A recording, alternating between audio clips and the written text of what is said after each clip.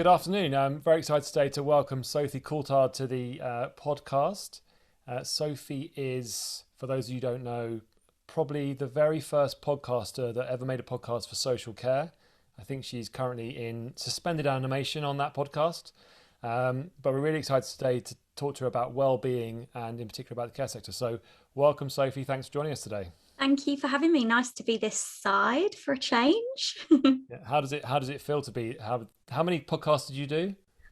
We did, 6 series of about 10 episodes. So yeah, about 60 episodes. So And when did you start that? I don't actually know the year. I want to say 2018, maybe. Okay. Yeah, I recorded the first episode actually from on holiday in Spain, and then got more professional as we went along and sort of got a proper podcasting mic and things. But yeah, it grew. It was it was a great experience, and I got to meet so many great people in the sector as well who are still friends today. So that's nice. Great. And and why? And you've stopped doing that now, and you moved on to new things. So I think today, just so you know, we spoke about this offline, but the majority of the people that listen to this podcast are care operators, owners, typically smaller providers that don't necessarily have access to huge amounts of resources or central teams. So anything that's actionable or insightful that they can use and implement would be helpful. So Yeah. I think maybe if you give us a bit of a intro of your background. And where you got to in your journey sort of through the care sector and what you did, Sure. and where you are today, and then we can go from there. Yeah, so I think most people, certainly if they recognise my voice, it will be from the podcast, The Road to Outstanding, which I started after working with a lot of care companies that I just could see were doing amazing things and weren't really in a position where they could share about the positive things that they were doing. And I just, we've all seen it. We've all seen negative press around social care in the papers and things like that, and I thought, how could something be done to share the positive things that people are doing and also share that within the sector? So it was from working with care companies that gave me the idea to start the podcast. My job, the work that I was doing, was with a company called Judgement Index, who I'm still involved with, still work with today, and we work with care companies doing things like leadership academies, developing staff, developing the culture. And the actual Judgement Index is an online assessment that's used either for development of staff or to help with the recruitment process. So we were really involved, we're really in there with our care clients. We know them very well and really involved in what they're doing and kind of just helping build that whole culture piece, really, which I think all of these things fit into: recruitment, development, retention of staff, and well-being is a big part of that. And I think my special interest in well-being came about really because I could see that was what made the biggest difference to people in terms of how they perform at work or in terms of the culture within the company. If there was a culture of positive well-being and kind of really looking after the staff, they were the care companies that did better. Right. So yeah, and then since then I have sort of gone off into my own thing, I guess you could say, and I've launched a bit of an offshoot to Judgement Index, which is more focused purely on well-being, but still really heavily involved in Judgement Index and working a lot with our clients on, particularly right now, well-being projects as well. So hopefully a lot of the stuff that I can share today is things that first of all are low cost or no cost, and also people can go and put into practice themselves. Wow, low cost and no cost. That sounds great. So you mentioned well-being a few times there. Obviously, there's a lot of talk in the media and the press around mental health as well. Perhaps you could help myself in particular, as well as others, like differentiate the two, or because Yes. you're not a mental health practitioner, you're a well-being practitioner. So maybe you could Yeah, explain the two. definitely. And I do like to clarify that actually. It's good to talk about. I think, yeah, mental health is obviously a hot topic. And there's lots of things like Mental Health Awareness Week and month and all these types of things. And there is also lots of support out there for mental health as well. I definitely point people in the direction of the charity Mind if they want to look at kind of mental health support. The reason why I talk about well-being more than mental health, is because I think well-being is a little bit more inclusive to everyone. Perhaps sometimes when we think of mental health, we start to think of the stage where people are seeking professional support, such as counselling or therapy, etc. Whereas well-being, I think, can apply to us every day and it can apply to everyone. And I think there's certainly people who might have experienced, let's say, well-being ups and downs that have not necessarily led to kind of serious mental health issues. So I think well-being is a bit more of a general term and it can cover a lot more as well. So you'll hear people talk about things like financial well-being or emotional well-being or physical well-being. And I think it's definitely more of an umbrella term that can be applied to anyone. So you think well-being can be applied to anyone, even if they are currently super happy with what they're doing, it's still relevant. You don't have to be in a sort of, dark place to talk about well-being. Yeah, because I think we all still have days where we might be feeling either a little bit of pressure or a little bit of stress. And does that actually creep in and affect us at work? I know that, if I'm having one of those days, that tends to be where I don't know, schedule the wrong date for an event or, make a spelling mistake in something really obvious. And I think our well-being, certainly does go up and down. And I think that's, we can see how it's relevant. Yes, you can be generally happy and feeling good in yourself, but I think you can still be kind of aware of your own well-being. What brings out, I asked somebody this question the other day, when you are feeling at your best, who are you around? What are you doing? How do you feel? What's on your plate at the moment? Getting that awareness around your own well-being is important. Great. So how important is it to look at the people you're around when it comes to well-being? Is that a big factor? I think so. So we tend to break well-being down into a few different areas. I'll give you an example. One of them is self-criticism. So if you are a very self-critical person, if you are quite tough on yourself and maybe quite negative towards yourself, then that can actually spill out into negativity onto others. So if you're a manager or a leader listening to this right now, let's say you've got really high standards and you are very meticulous about the way you like to do things.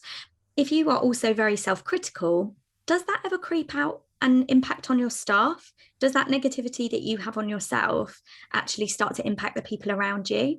So you can see how, if you're working in a care environment where you do have a manager who is very self-critical, they might also then be critical of you. And how does that then affect your self-esteem and your self-criticism? So there's definitely this kind of ripple effect that can happen, particularly within teams.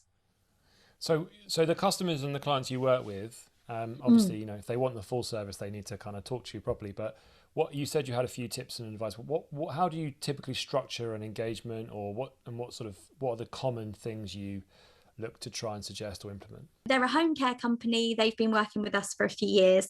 And I'll kind of give you the example of what they're doing, but then I'll say how you can do it, obviously, without using our services. I'm not here to obviously plug the Judgement Index. But what they did is obviously coming out of the let's say the rough end of COVID, they wanted to have a bit of a review of what's going on with their staff in terms of their well-being right now. They felt like they'd supported them quite well through the year, but they wanted to get a bit of a better idea. So the first thing they did was they sent out a survey to all of their staff, completely anonymous, and they put together some questions about things such as, they asked questions about whether people were feeling isolated, whether people were feeling lonely, how they felt that they'd been supported, if they knew where they could get additional support. So they put together a really sort of good survey that covered a lot of aspects that could be impacting on people's well-being. And then at the same time, what they did is they had everyone take the Judgement Index assessment, which is our online assessment that measures what we call value-based behaviours. But a lot of the things that it picks up on are well-being issues, whether somebody is, like I said, self-critical, or things like how people are coping with stress right now. I will say, actually, to share a bit of data, that's something that's definitely worth people thinking about. What we're seeing at the moment is not necessarily people that are struggling with work stress and work pressure. They seem to be handling it as well as they did over a year ago. Right. But personal stress and personal pressure have gone up, meaning that, is it to do with things such as, and this is me speculating, additional pressures of childcare issues and, having to deal with a partner who might be in a different situation. So it seems like almost people are internalizing the pressure. So that's interesting. But what they found with their Judgement Index results of all their team is that actually 41% of their team are in what we call a development area, so could do with additional support for self-esteem. 29% of the team had the same for self-regard, how they look after themselves, and 26% self-criticism. So 26% of their team actually have quite high self-criticism at the moment. And they were the sort of top 3 areas that popped up. And I think, even any company could probably look at their team. We do see patterns very similar across other clients that we work with, but these tend to be the areas that impact on people's well-being. Being quite tough on themselves, putting a lot of pressure on themselves, potentially not looking after themselves as well as they could, and then that impacting on their own self-esteem, which is that value of themselves. I'm not that great, I'm that kind of thing. So what they're doing now, they've got the data, they have shared it with their staff, which I think is really, really important. If you're going to do an exercise that involves surveying your staff, tell them what the results are. Do have that open communication. And then what they're doing now is they're asking if anybody wants to volunteer to be wellbeing champions. And they're also asking directly to their teams, what can we do about these areas that have been highlighted? And certainly in their survey, a lot of people were missing social interaction. So how can they sort of start to put things in place to encourage that? So quite a good little exercise, definitely a good way of kind of getting the temperature as to how people are feeling, how people are thinking, and then being able to actually do something about it as well. So I think that's almost stage 1 for them. And then what we're going to do is we're going to look at all the data and think about some things that they can put in place. And how would like a small single site care home even go about doing this? Like 50, 60 members of staff? So you could use a survey tool such as SurveyMonkey, is completely free. And there's other sort of survey. If you just literally Google free survey tool, you'll find something. SurveyMonkey tends to be the one that everybody knows. So you can survey all your team for free and kind of get that information. And I think it's important for it to be anonymous so that people feel that they can speak their truth, let's say. If you do communicate with your team through a notice board or a newsletter, being able to feed that back to them. And I'm sure, hopefully, a few people would nominate themselves to be wellbeing champions. And then it's thinking about, what can we do? And I think people often they underestimate that there is so much in terms of free resources out there. So, for example, going to Mind website, the charity, they have a lot of resources. And also there are lots of YouTube videos. So simple, finding YouTube videos for dealing with self-criticism, or podcasts that will help support that. And sharing those resources with staff will really go a way to show that you care. Yes, potentially you could get somebody to give a workshop, or you could start to look at it further. But there are small things that will really make a difference. And I think while I'm saying all this, and not to take away from any of it, it's also really important to document all of this as well for CQC evidence, because I see companies doing this, but is it being documented? Because I do think it really does fall into the well-led, Chloe, as well. So just a note on that. And what, just a Word doc, with some stuff written down, anything in particular? Definitely. Yeah, I would say if you are going to run a little workshop with your team, maybe get everyone together, maybe start a team meeting with a 5-minute YouTube video on boosting self-esteem, let's say, or buy a few books and have a bit of a communal library on things like self-esteem and self-criticism. And then if you can, take photos, get them in your evidence. If you do a newsletter like this client of mine did, get that in the evidence folder as well. So it's just about showing. And I'm sure there's other people that could talk about CQC evidence better than I can, because I'm not an expert in that. But I think it's about saying, this is what we did and this is what we've done as a result. I think that's quite powerful to show. Definitely. And what about the people that don't engage with the survey? Because it's anonymous, you don't know who's doing it and who's not. How do you? And I guess they're the people maybe that are probably the ones you may be a bit more concerned about. So, what do you suggest people do there to try and encourage everyone to take part? I think with any initiative, you just have to accept that there will be some people that won't engage. And they're normally, and I bet everybody will chuckle when they think of this, there's normally somebody or a small group of people working in a care home, I find often, that have been there for 15, 20 years, and they just are very set in their ways, and they just think, no, this is, I mean, you could spend a lot of your time as a leader trying to bring those people round to a new way of thinking or to engage. And sometimes you've just got to accept that your time is better spent with the people who are actively trying to make a difference.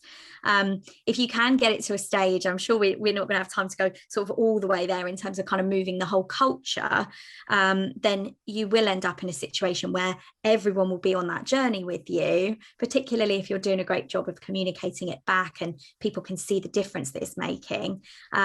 Those people may get left behind, and is that a bad thing if they leave, if they're not on board? That's quite mercenary, but do you ever see them being pushed rather than jumping? Do you ever see them to get to the point where they have a conversation that they're just not quite right for the organisation going forward? I don't know. I mean, I definitely, from speaking to clients, I know that there is always generally a situation where they say, oh, there's a few people who are a bit kind of stuck in their ways. And then they get into that sort of space of things will never change. And the problem with that, there's that saying, one bad apple can spoil the whole cart. You do have to be careful, because that is a negative influence that can then start to bring other people down, and particularly if then that ends up being a bit like bullying towards people who are embracing the change. I do have a client that said they would help people to find gainful employment elsewhere or something like that. might be worth a consideration. Definitely. So you often get people to do a survey, which you can probably get Google and do some stuff.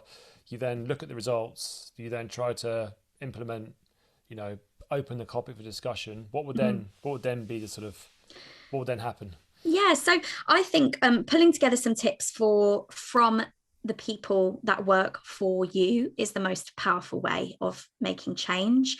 And I know that if anybody is, maybe with smaller companies, you don't even have a HR department as such, but you might have a HR person, and sometimes they might feel like everything's being driven from them. So it's quite nice to then have things that are being driven from the team, ideas from them. I think one thing to be conscious of is that a lot of people, when they think about well-being, they think of just self-care, or we'll do some, I don't know, yoga, or we'll, send people bubble bath samples and things like that. And well-being can go beyond that. I mean, there's quite often when I do talks, I share what a company called A Great Place to Work found was the 4 pillars of well-being in a company. And they were values-aligned behaviour, which I'm sure every care company is doing work on. Values-based recruitment, values-based this and that is such a big topic. So being able to think about, are the behaviours that we're expecting of our staff, are they all in alignment, and are they supporting people's well-being, or are we having people work ridiculously long shifts that actually doesn't support their well-being?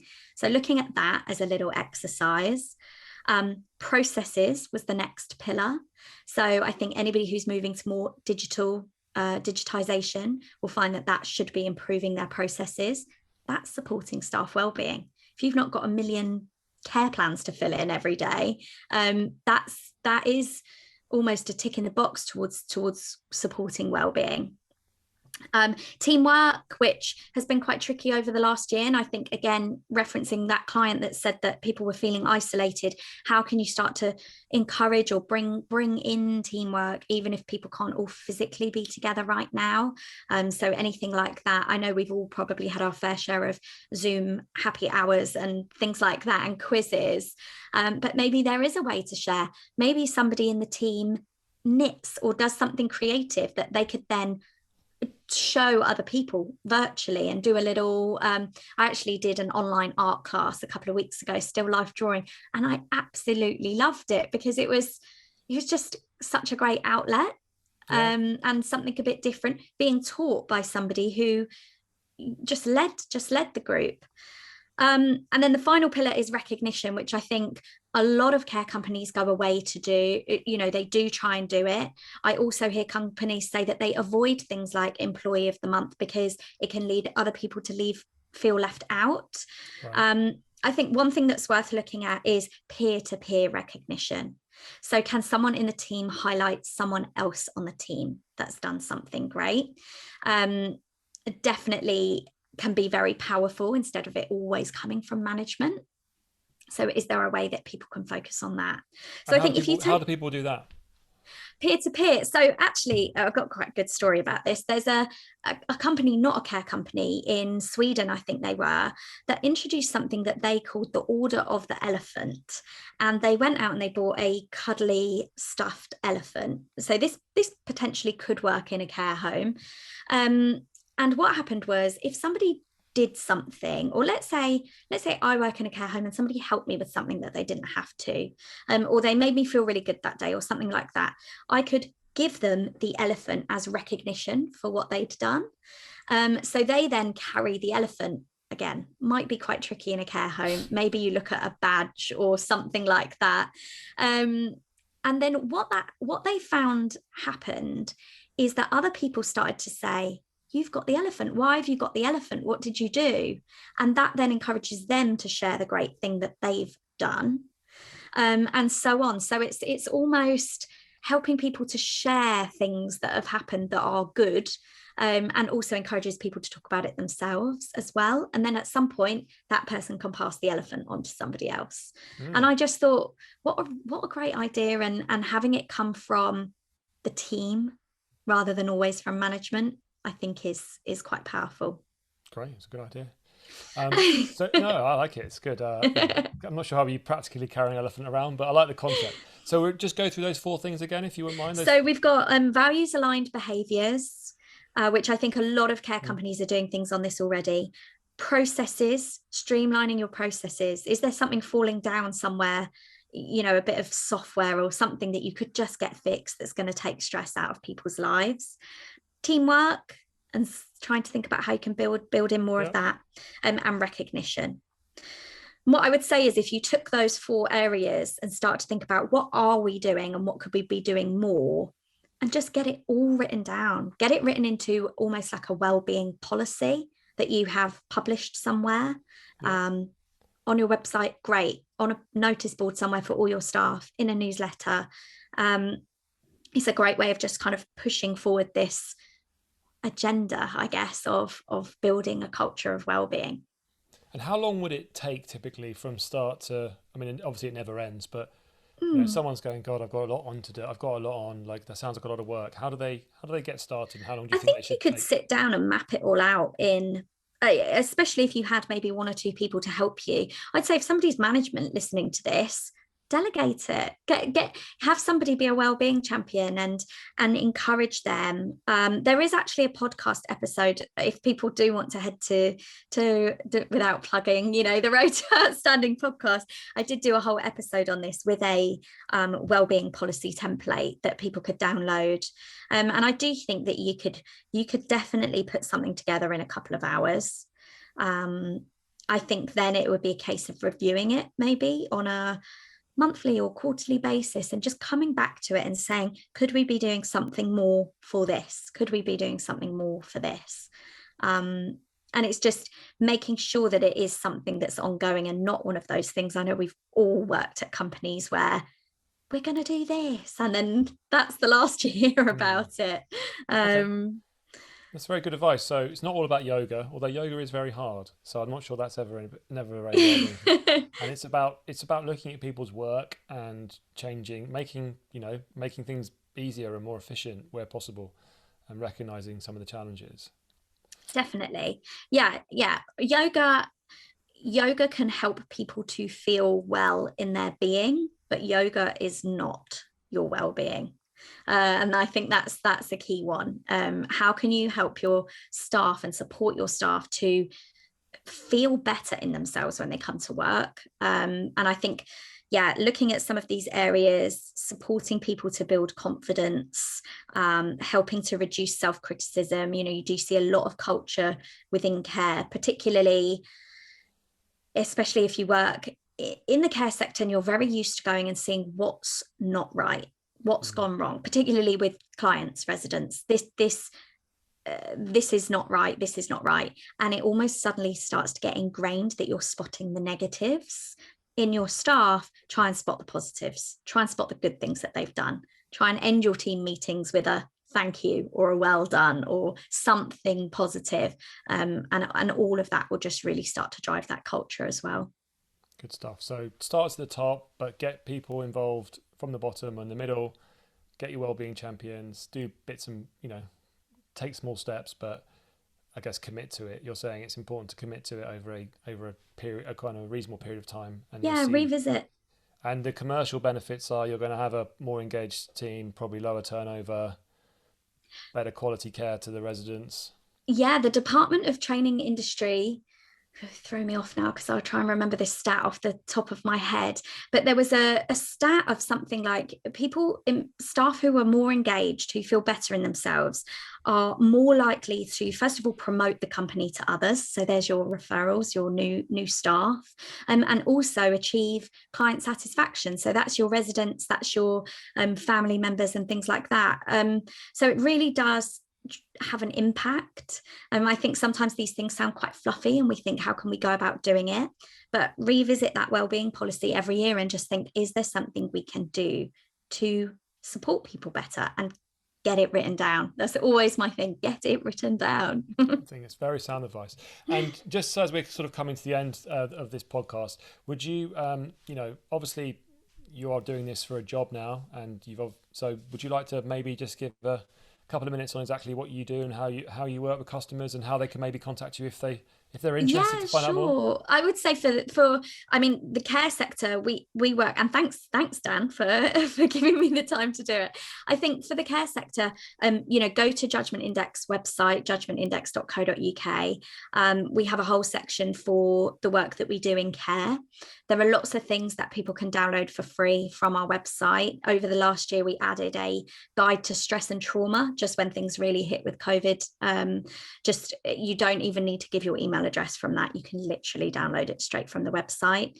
But then, get in touch with us and we can have a look at what we do. Like I said, we also run leadership academies and workshops, which are all centered around kind of building the culture, building that next generation of leaders in a care company as well. So lots of different ways to engage with us.